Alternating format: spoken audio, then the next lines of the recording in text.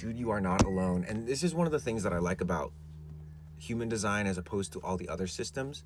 And human design can still fall prey to this over analyzing. But here's where human design is a little bit different. In human design, it's not about fitting yourself into the box that human design says you are, that your body graph says you are. It's about experimenting so that you can see your conditioning.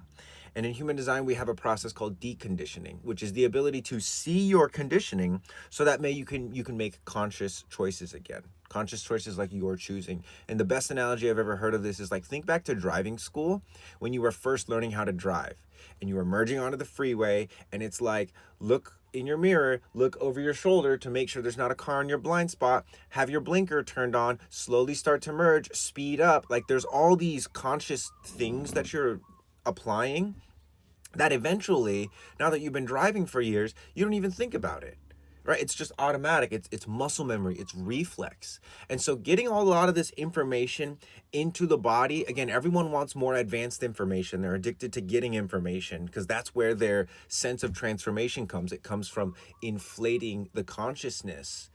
But that inflating of the consciousness is supposed to inflate the body. And by inflate the body, I literally mean go from this to this, like to become bigger, to physically take up more space, and to actually feel safe doing that. And so because this whole like issue exists, me and my best friend Pasha created an online community where you can actually learn how to do this, like build a relationship with pressure, build a relationship with stress, build tolerance to stress and pressure, build an avenue so that all the information that you're learning, it doesn't just inflate your head until you pop, but it can actually help you to pressurize your body and make your body more robust so that it deals with stress better, so that it becomes its own source of dopamine and serotonin. Like, you become the greatest source of dopamine by becoming the greatest source of stress. The reason you would want to become the greatest source of stress in your own life is so that you can continuously expand and span your capacity for dealing with stress. Because living a stress-free life, number one, it doesn't exist.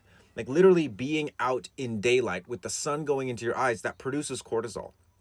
You notice it most in the morning when you're just waking up, because your body is going from this rest, parasympathetic state to a sympathetic state. I need to wake up.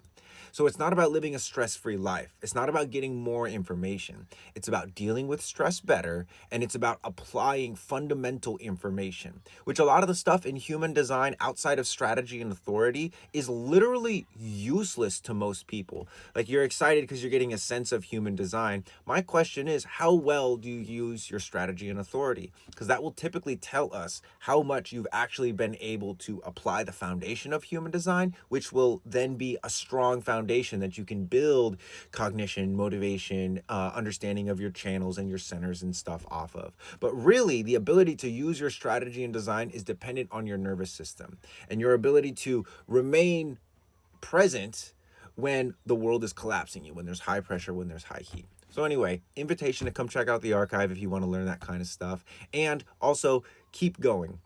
I don't mean to discourage you with learning information. Keep learning. It's a great place to be. Just be sure that you don't get addicted to learning and learning and learning and learning, and you never actually get around to applying.